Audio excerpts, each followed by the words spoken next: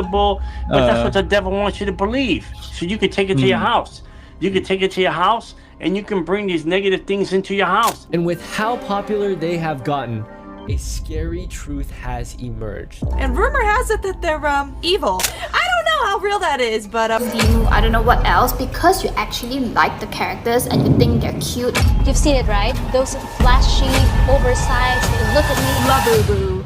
You may think it's just a toy, a plastic figure with big eyes, jagged teeth, and a mischievous grin. Something harmless, something cute. But what if I told you this toy, this little thing called Labubu, wasn't created to be held, but to hold you? That behind its innocent face lies a billion-dollar empire built not on fun, but on obsession, manipulation, and something far more sinister? This is the story of how one strange toy turned an ordinary man into a billionaire in just 24 hours, and how it might be controlling far more than your shelf space.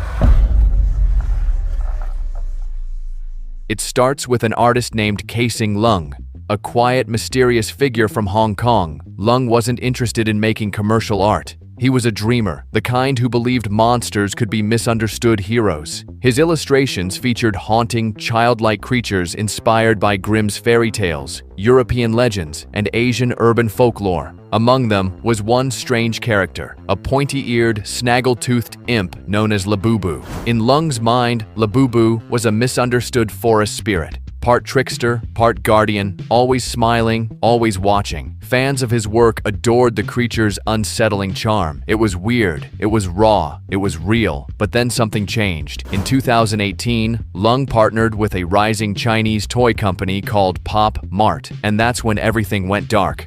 Mart wasn't in the business of storytelling. It was in the business of addiction. You see, Mart didn't just sell toys, they sold mystery. Their signature product was the blind box, a sealed container with a random figurine inside. You never knew which character you'd get. Labubu was suddenly available in dozens of poses, colors, costumes, editions. But to get the rare ones, you had to buy more, and more, and more. The psychology is simple and dangerous. Each box becomes a lottery ticket. The packaging says one thing, but your brain hears something else. What if this one is the rare one? What if I'm the lucky one? Just one more. It's the same mechanism casinos use: variable rewards, unpredictable results, manufactured scarcity. It doesn't just trigger excitement, it creates compulsion. And Mart knew exactly what they were doing. They dropped Labubu collections in limited quantities. They offered secret chase figures that weren't listed on the box. They partnered with influencers and live streamers to stir up hype. Suddenly, it wasn't just kids buying these toys, it was grown adults, young professionals, college students, even middle-aged collectors. People camped out overnight. Others flew across countries just to attend Mart expos. A few started paying bots to scoop up stock online the second it dropped. Resellers flipped 10 Labubus for hundreds on the gray market. Mart watched the storm grow, and on December 11th, 2020, they struck. The company went public on the Hong Kong Stock Exchange. By the end of the day, their valuation hit over $14 billion. And their founder, Wang Ning, a former state broadcaster turned retail entrepreneur, became a billionaire in less than 24 hours, all from selling plastic creatures with cartoon eyes. Now pause for a moment. What kind of product creates that kind of wealth overnight? Not food, not clothing, not even smartphones. But a toy designed to be collected, not played with. And therein lies the twist. Labubu isn't a toy, it's a currency. In this new economy of status and scarcity, Labubu is no longer about art, it's about value. Collectors don't open boxes, they stack them, photograph them, store them in acrylic prisons. Some even insure their Labubu sets like assets. There are Discord servers, auction sites, Facebook groups, all tracking the value of different figures like Wall Street stock charts. And the crown jewel, the hidden editions. Some sell for thousands of dollars, but here's the catch. No one really knows the odds of pulling them. Mart doesn't disclose print numbers. They keep the ratios a secret. So when someone opens 30 boxes and still doesn't find the rare one, they buy 30 more. This is no longer collecting, this is chasing. And what you're chasing is always just out of reach. Wang Ning didn't invent this model, but he perfected it. He studied sneaker culture. He studied gacha machines in Japan. He studied human behavior and built a machine that turned craving into capital. Labubu was the perfect front, weird enough to stand out, cute enough to love, rare enough to crave, harmless enough to disarm. But make no mistake, behind that smile is a business model designed to extract. Let's talk numbers. By 2023,